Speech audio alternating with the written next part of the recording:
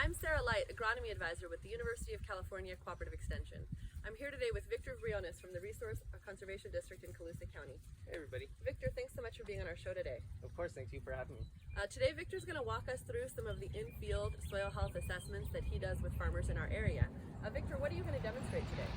So today I'm going to demonstrate just a couple tests that we do that's part of the NRCS soil health assessment kit that they have, and it can be requested by any farmer at any NRCS field office. The two in particular that I'm going to be showing you here are carbon respiration tests and our infiltration tests. However, there are a number of other tests that we do that all come together to give you kind of your final result of what your soil health looks like, and some of those include bulk density, which Sarah has made a video on as well, so you can reference that to kind of give you an idea of what is done in the field for that test. We also do electroconductivity tests that will give you an idea of what the salt salinity is in your soil, because too much salt can hamper the plant health and plant growth. And we're also going to be looking at pH to give you an idea of what the acidity looks like in your field, as well as nitrate tests. And so some of those other tests are ones that we take back into the office and do that in a lab.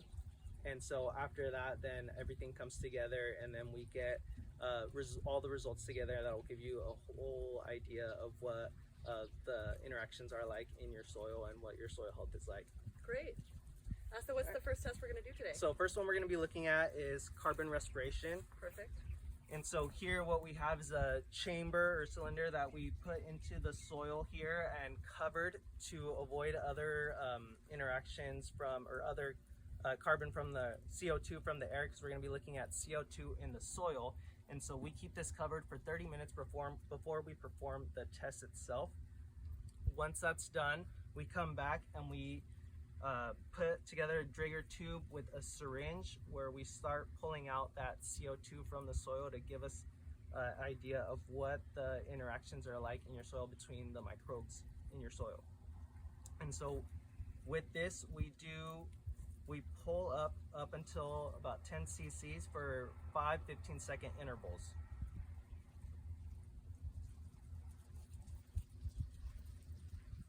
And so we're pulling all the way to 100. Typically we'll have a timer with us as well doing this.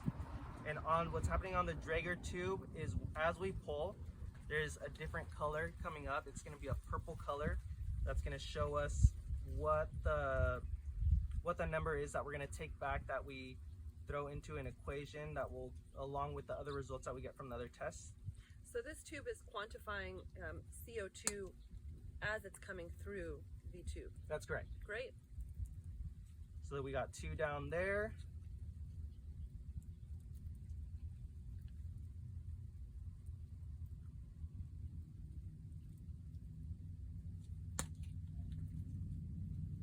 For those of you who are familiar with the Healthy Soils Project that Amber Vinkasey Ball, Jeff Mitchell, and some other UC Cooperative Extension academics and I wrapped up, this is how we also quantified, well, not exactly like this, but we used a similar methodology to quantify greenhouse gas emissions. We used larger chambers, we put them in the field, and we waited a period of time, and then we took them in a syringe and we quantified them back in a lab.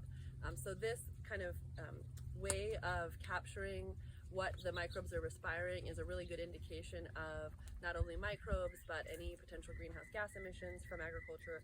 This is the first time I've seen this kind of in-field and in-situ one, so this is pretty cool, much quicker and easier than what we were doing with that more replicated research plot type work, but definitely a great indication of soil health. Yeah. So Victor, what are we seeing now? So right here, I don't know if you can tell from that distance, but we're looking at the coloration, the different color here, and there are 2 columns on this Drager tube. We're going to look at the n equals 5 because we did 5 intervals here, and under that we're going to look for once the purple color starts to fade, and that's going to be the number that we're going to use and take back and throw into our equation to give us the indication of what our microbial interactions are in the soil. Great.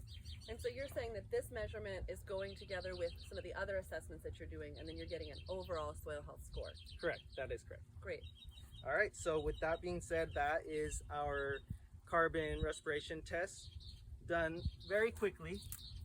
So, Victor, now that we've finished the respiration test, what is the next test that we're going to do? So next up, we're going to do the infiltration test. And with the infiltration test, we can use the same cylinder that we use for the carbon respiration. And so what we're going to need is we're going to need to get a piece of saran wrap, and we want to cover the cylinder and press down to where it's spread out evenly on the soil in the cylinder. And Sarah has poured out 400 milliliters of water that we're going to pour into the saran wrap here. Thank you, Sarah.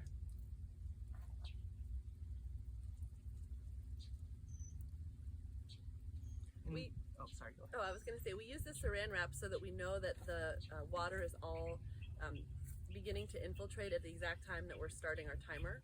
We're trying to exactly measure the time it takes for 400 milliliters of water to infiltrate. And if we just pour that in, there's a chance that some of it will infiltrate in before we've had a chance to start the timer. So should I start the timer while you do the pouring? Okay, ready? Thank you. All right. Let me know when. And go ahead. Perfect. So, thank you. When we do this infiltration test too, we do 2 tests. So after this first initial infiltration test, we then set up the saran wrap again and then fill up our graduated cylinder with water again and pour it over, and then do a second infiltration test. The second one will take longer, but we take into account both times when we do our final calculations to give you the general overview of what your soil health is. And the reason that infiltration is really important to understand is that's the rate at which water moves into the soil. So when we have heavy rain events, we really want to get that water through the profile, into our soil. And if it takes a really long time to infiltrate, there's a chance that it'll run off, that we'll have soil erosion, that we'll lose nutrients and some of our other important organic matter-rich topsoil from our field. So the infiltration is really an important indication of how rapidly water can move in the soil. There are other measurements that we can take, not as part of this assessment, but that help us understand how fast water moves in the soil at depth when the soil is already wet. Victor, how do you know when it's time to stop the timer? So what I'm looking for here when it's time to stop the timer, I'm looking for just the glisten on top of the soil, which we just about have now. That gives me the indication that the water has all gone in and it's now just, we're ready to go. So, looks like that is it. And I've got 9 minutes and 4 seconds on the timer. For the first pour. For the first pour. So now we're going to do it again. We've again measured 400 milliliters of water. Gonna throw the saran wrap here on top. Okay. There's that. And we'll be ready to start the timer. Thank you.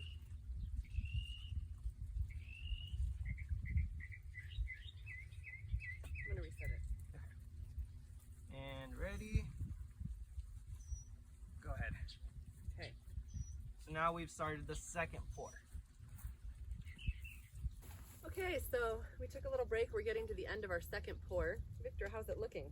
So we're getting down there. We're almost there.